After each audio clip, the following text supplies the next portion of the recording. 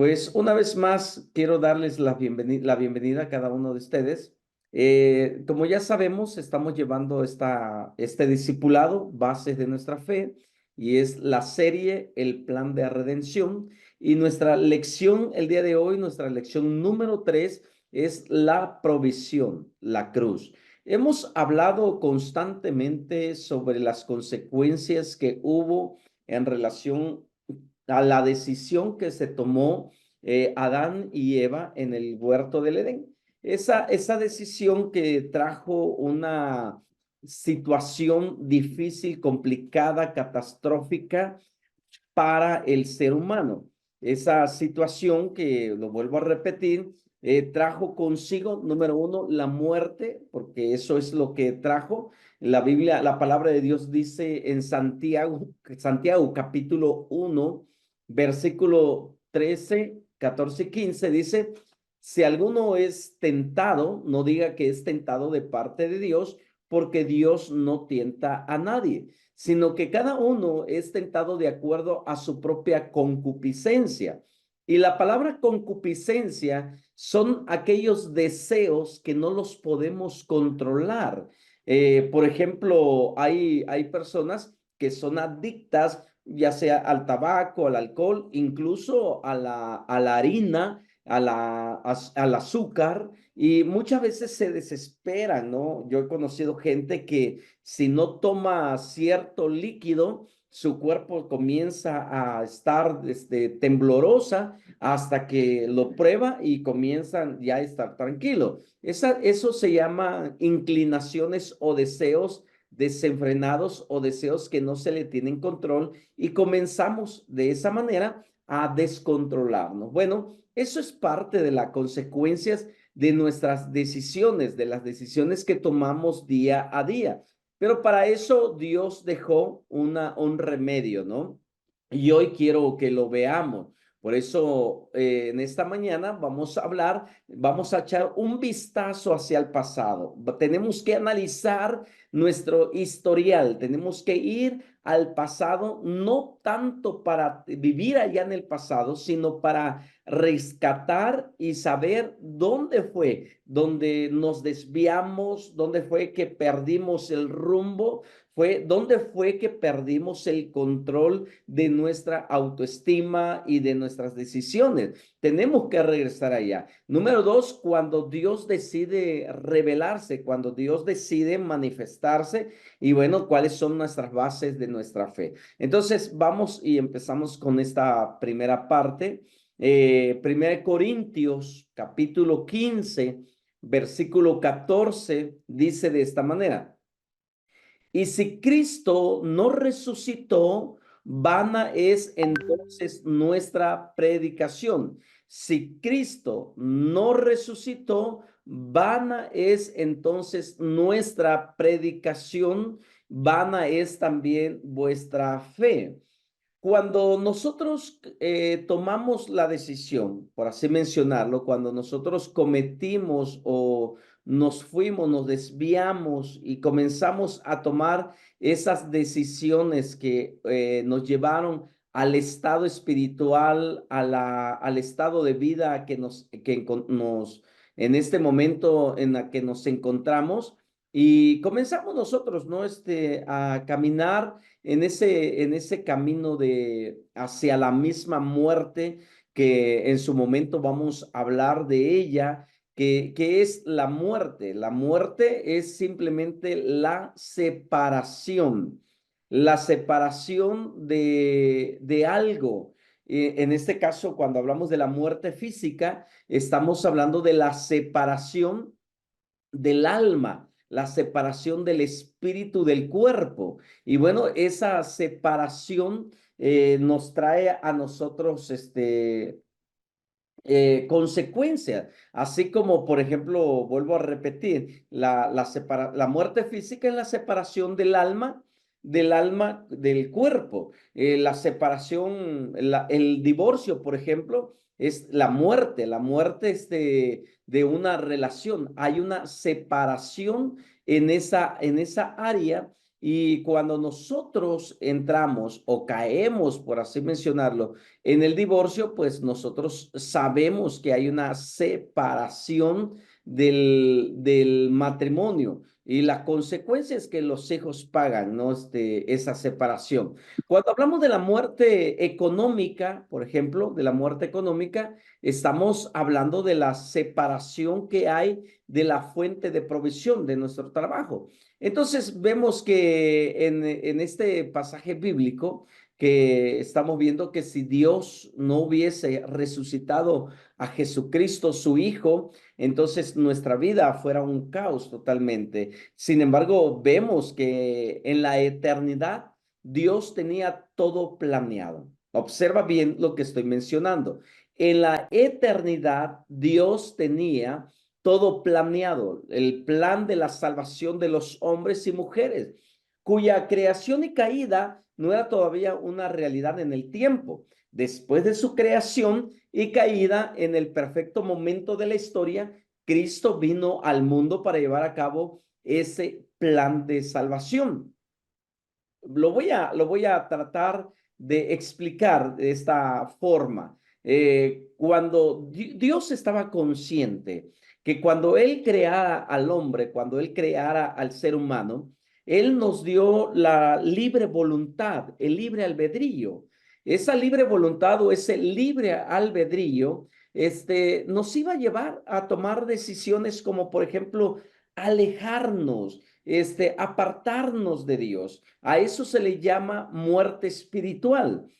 La muerte espiritual es cuando nosotros nos alejamos de Dios y del propósito que Dios tenía para nuestras vidas. En ese instante, en ese momento que nosotros caímos en la muerte espiritual, pues Dios ya lo sabía, Dios ya estaba consciente que al momento de darnos a nosotros la capacidad de la decisión, él o nuestra vida entraría en juego. Y bueno, planeó todo antes de que creara al hombre con esa capacidad de decisión.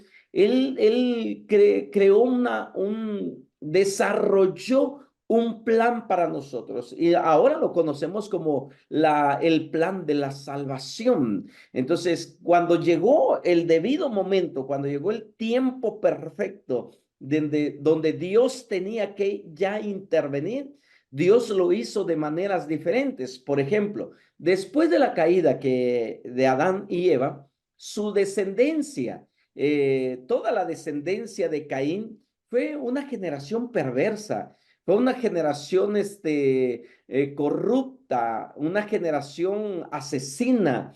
Bueno, era una generación depravada totalmente. Y bueno, Dios les había dado el remedio con los holocaustos o con los sacrificios. Dios podía apaciguar su ira y ellos podían encontrar el perdón de sus pecados, pero ellos hicieron a un lado la propuesta de Dios y Dios tuvo que destruirlos. Así cuenta la historia, tanto en la Biblia como en la parte secular. Dios tuvo que destruirlo con un gran diluvio. Y después que salvó a una familia solamente de 8 integrantes, Dios le prometió a esta familia, a Noé, a su esposa y a sus hijos, que nunca más la tierra volvería a ser destruida por causa del pecado del hombre. Y Dios buscó los medios para poder hacer que el hombre reflexionara, cambiara su rumbo y regresara hacia él. Y el hombre, entre más oportunidad o entre más tiempo Dios le dio, el hombre no quiso hacerlo. Entonces Dios tomó la decisión de enviar a su Hijo, a Jesucristo, como el único sacrificio, la única propiciación, el único medio o la única ofrenda que podía llevar el pecado de toda la humanidad y que a través de la muerte de él pudiéramos nosotros alcanzar salvación. Dios ya lo tenía planificado. Entonces, en el universo, todo en el universo debe de apuntar hacia nuestro Salvador. todo principio, toda promesa, toda verdad de la palabra de Dios tiene valor únicamente en relación con la persona y la obra de nuestro Señor Jesucristo.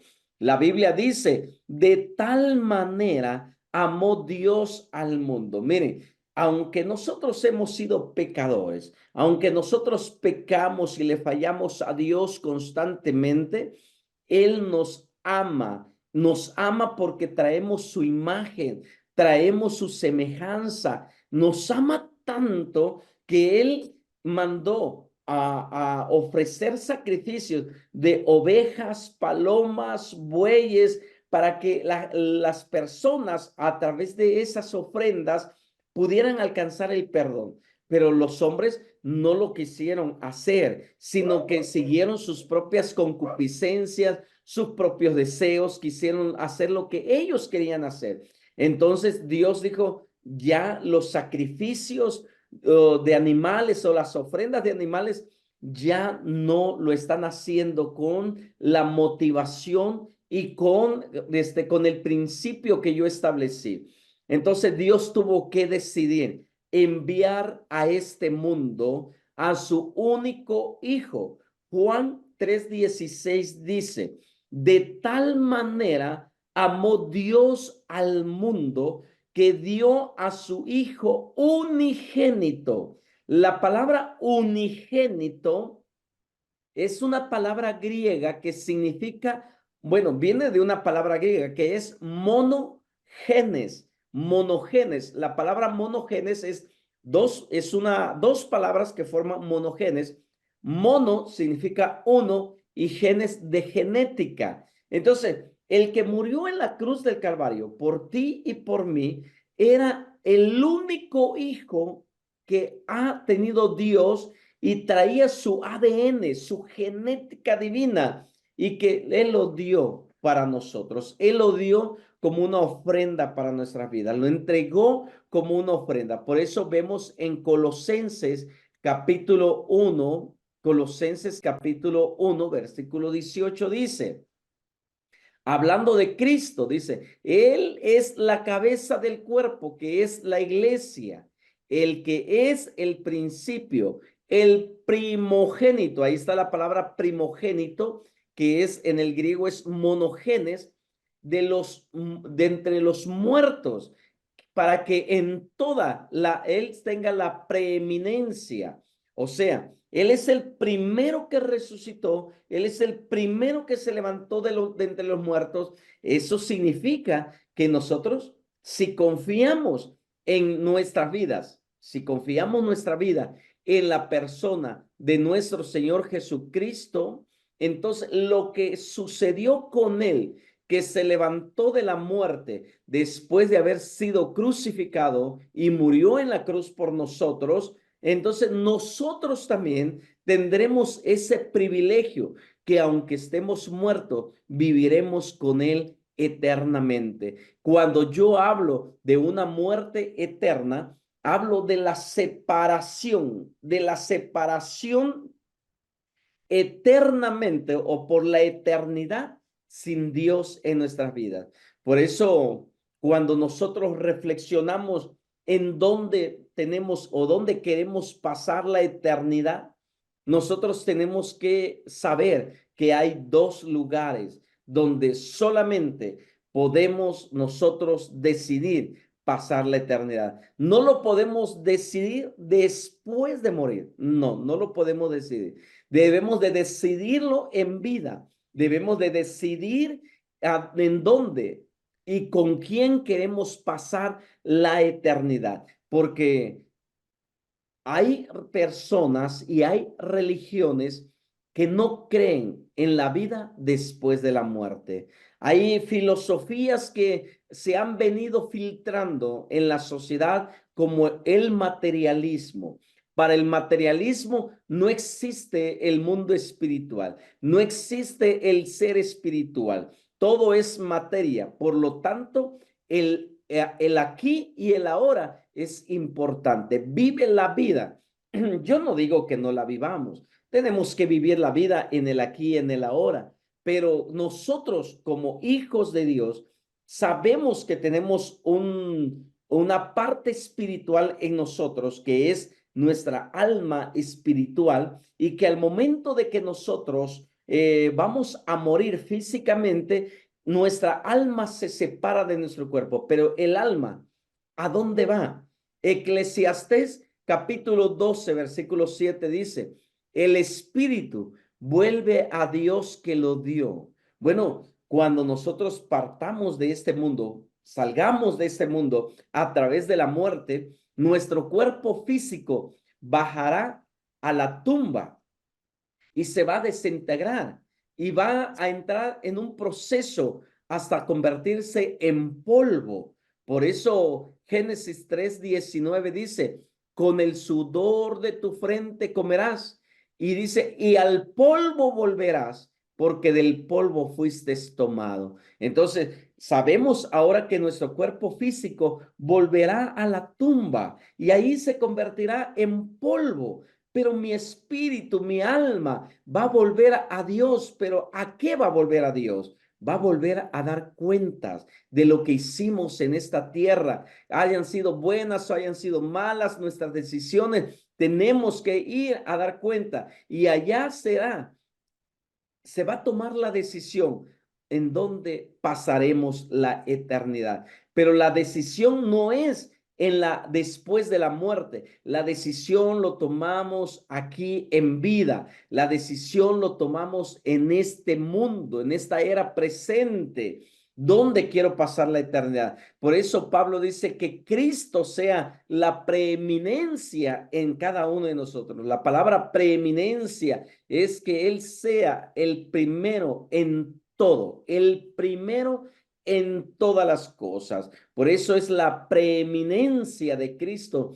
Se fundamenta en dos cosas. Escucha bien, la preeminencia de Cristo se fundamenta en dos cosas y quiero enseñártela. ¿Cuáles son esas dos cosas en las que nosotros tenemos o debemos de tener presente para que Cristo sea el primero en nuestra vida? Número uno, en su persona, y número dos, en su obra. Número uno, su persona, y número dos, su obra. Entonces aquí entra lo que dice Juan capítulo 1, versículo 1 al 2. En el principio era el verbo y el verbo era con Dios, y el verbo era Dios, y este era en el principio con Dios. Cuando yo hablo de que Cristo sea el primero en nuestra vida, en su persona, es que nosotros creamos y aceptemos de que Cristo es el Hijo de Dios, es el Hijo de Dios. Nosotros tenemos que retroceder al pasado para ver quién es este Jesús. Entonces, su obra, ¿quién es Jesucristo? Esa es una de las preguntas. ¿Quién es Jesucristo? Bueno, la respuesta es sencilla. Es y siempre ha sido Dios. Por eso no lo podemos separar de la divinidad. No podemos separarlo de la deidad. Jesucristo, el Hijo de Dios, es Dios desde el principio. En un instante preciso en el tiempo, Él se hizo y siempre será hombre con carne y hueso. Todas las religiones que tú puedas tener en la mente o que tú hayas estudiado o que sepas que existen, todos ellos han tenido un líder como fundador de esa religión. Pero todos ellos, sus líderes, murieron y están sepultados. Mahoma, el fundador de precisamente musulmán, de la religión musulmana, la tumba está en la mezquita de Omar. Allí se encuentran sus restos todavía. Buda en la India existen sus restos todavía y la tumba está ahí. Pero si muchos que han viajado a Jerusalén han ido a visitar la tumba donde fue sepultado nuestro Señor Jesucristo, y allí en la tumba hay un letrero que dice, ¿por qué buscáis entre los muertos al que vive hoy? El cristianismo es el único que basa su fe en alguien, en su líder que resucitó de entre los muertos. Ni Buda, ni Mahoma, ni cualquier otro. Carlos Taze Russell, el fundador de los Testigos de Jehová. Ninguno de ellos. Elena G. de White, que es la fundadora del grupo de los adventistas o del séptimo día. Ninguno de ellos declaró: el que está en Cristo vivirá para siempre. Y todos ellos, sus restos están todavía en sus tumbas. Cuando Cristo resucitó, lo único que dejó en una tumba fueron aquellos trapos, aquellos lienzos con que envolvieron el cuerpo del maestro.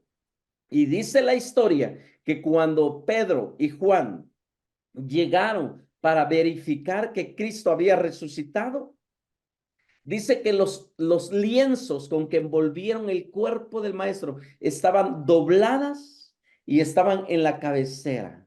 Eso significa que aún Cristo, después de resucitar, se tomó el tiempo para dejar evidencia correcta de su resurrección. Se ha corrido a través de la historia, se ha corrido el rumor de que eso es un mito, pero ninguna religión ha sido tan atacada, pero también verificada con hechos históricos, antropológicos, de que Jesucristo está vivo. Incluso cuando él se despidió de sus discípulos para ir al Padre, él lo dijo. Bueno, un ángel se les apareció y le dijo: ¿por qué buscáis? Dice: ¿qué estáis haciendo aquí? ¿Qué es lo que miráis al cielo? Este mismo Jesús que veis que desciende, asciende al cielo, es el mismo que va a regresar. O sea, Cristo vive hasta el día de hoy igual como nosotros, con carne y con cuerpo, carne, sangre, con todo lo que tú te puedas imaginar. Juan 17:5 dice: Padre, glorifícame tú al lado tuyo con aquella gloria que tuve contigo antes que el mundo fuese. Observa bien este pasaje bíblico. Glorifícame tú, dame el brillo que yo tenía antes de que el mundo fuese formado. Entrégamelo una vez más. Jesús hizo esta oración. Jesús hizo esta plegaria. Al Padre le dijo: regrésame el brillo, regrésame tu gloria, ese resplandor que yo tenía antes de que este mundo fuese creado. Por eso es necesario que nosotros podamos retroceder hasta nuestra imaginación pueda alcanzar, hasta donde nuestra imaginación pueda alcanzar. 1.000.000 de años, 1.000.000.000 de años antes de la creación, donde sea que nosotros empecemos, el verbo era, el verbo existía. Mira lo que dice este pasaje bíblico, Juan 1, del 1 al 2. En el principio era el verbo, y el verbo era con Dios, y el verbo era Dios, y este era en el principio con Dios.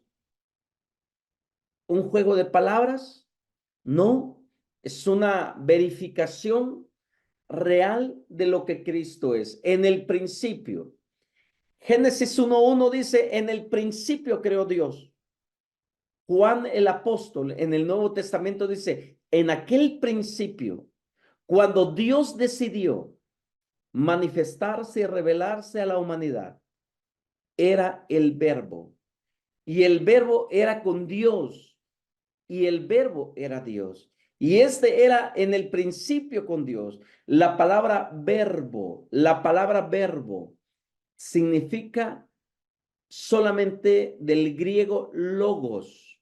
Logos es la palabra. Y Jesucristo dijo: yo soy la palabra. Yo soy el verbo de vida. Entonces, al que se está refiriendo en este pasaje bíblico, no es solamente palabras, sino es la persona quien está detrás de esa palabra. Este pasaje bíblico significa tres cosas y ahí está. Significa una existencia continua en el pasado. Que Cristo sea la preeminencia en nuestra vida significa, mis amados, que nosotros pensemos y lo tengamos presente, que Él existía desde antes de la fundación del mundo, en una existencia continua en el pasado, que no vino a existir al momento de entrar en el mundo, sino que Él ya existía. Número dos, el verbo no solo existía en el principio, también era con Dios.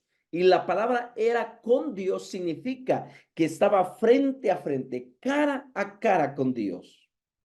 Pero el número tres era aparte de Dios y el verbo era Dios. O sea, tenía una existencia personal, una autoexistencia personal.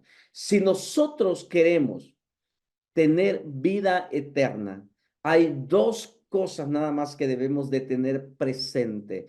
Número uno, que Él, el Hijo de Dios, Jesucristo, Él tenía existencia propia y Él existía en un continuo en el tiempo pasado. Y Él era Dios desde el principio.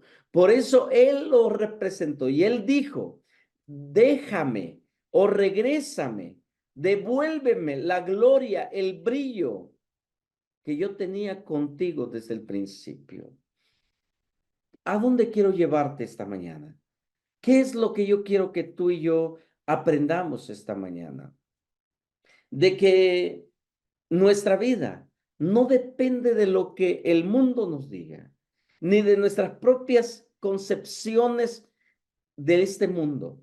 Nuestra vida depende de lo que nosotros creamos de la persona y la obra de nuestro Señor Jesucristo.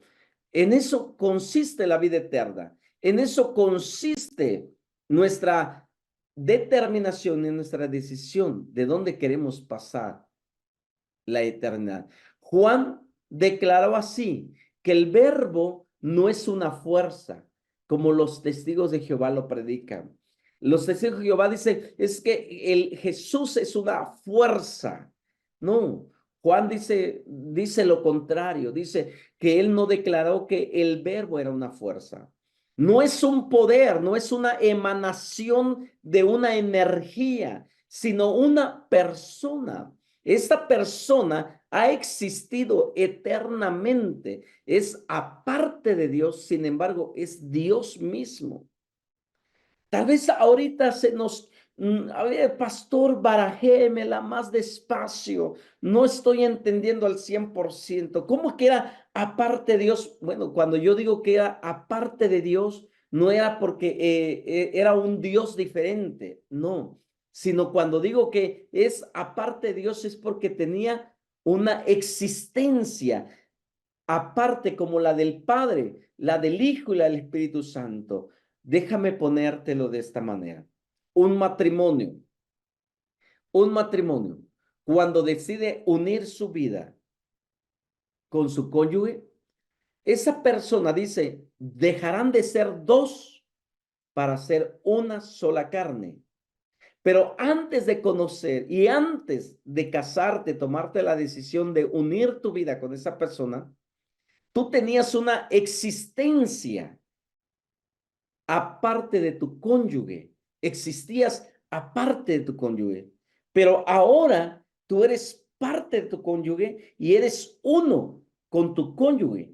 O sea, son un matrimonio. No sé si me estoy dando a entender. Ahora, dejas de ser tú al momento de unirte en matrimonio. No dejas de ser tú. Yo llevo 25 años de casado. Antes de conocer a mi esposa, yo tenía una identidad, tenía una personalidad, tenía una idea de quién yo ya era. O sea, yo tenía una existencia. Maggie, mi esposa, ella tenía una identidad, su esencia. Ella existía aparte de mí. Pero cuando nos unimos y nos formamos en un matrimonio, nos hicimos una sola carne. Somos un matrimonio. Lo que le hagan a ella, me lo hacen a mí. Lo que me hacen a mí, se lo hacen a ella. Si hay un desprecio hacia ella, me duele. Si me desprecian a mí, le va a doler a ella, porque somos una sola carne. Ya formamos una sola familia.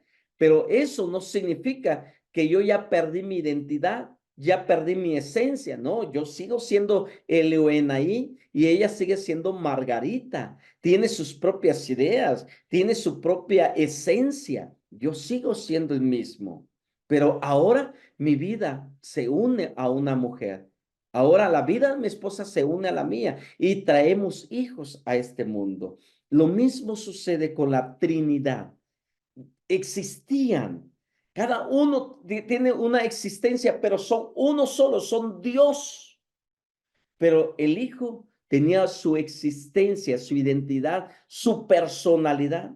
El Padre tenía su existencia, su personalidad, y el Espíritu Santo tenía su existencia y su personalidad. Déjame explicártelo de esta manera. El Padre diseñó toda la creación. Él diseñó toda la creación. El que dio la orden para que se ejecutara y se hiciera es el Hijo. Pero el que hizo todo esto tan hermoso es el Espíritu Santo. ¿Quién planeó? El Padre. ¿Quién ejecutó? El Hijo. Pero ¿quién lo realizó? El Espíritu Santo. Cada uno en su momento y cada uno en su área. Ya en su momento lo vamos a aprender más. Pero quiero dejarte esto en tu corazón. Quiero dejarte esto en tu mente, que el verbo no solo existía en el principio, también era Dios. Él era Dios.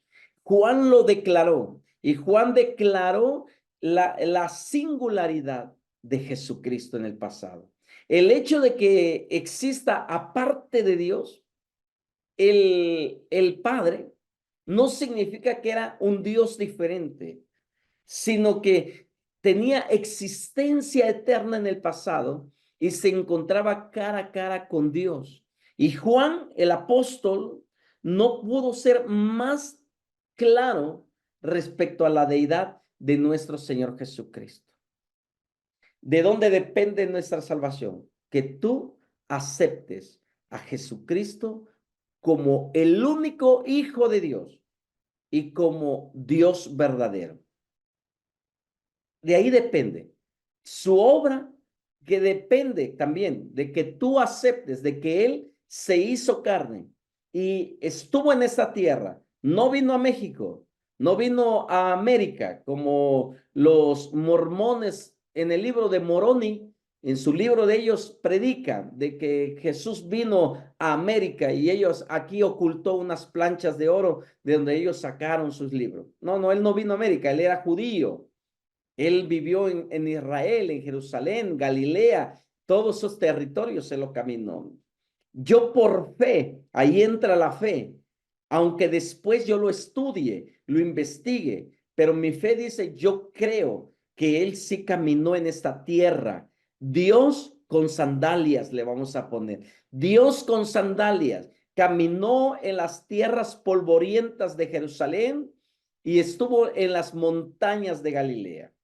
Caminó por el mar de Galilea, predicando acerca del reino. Dos cosas nada más. Llévate estas dos cosas en tu corazón. Él es Dios. Siempre ha existido desde el pasado, de la eternidad, hasta el presente, y va a seguir existiendo hasta la eternidad futura. Y seguirá siendo hombre como nosotros.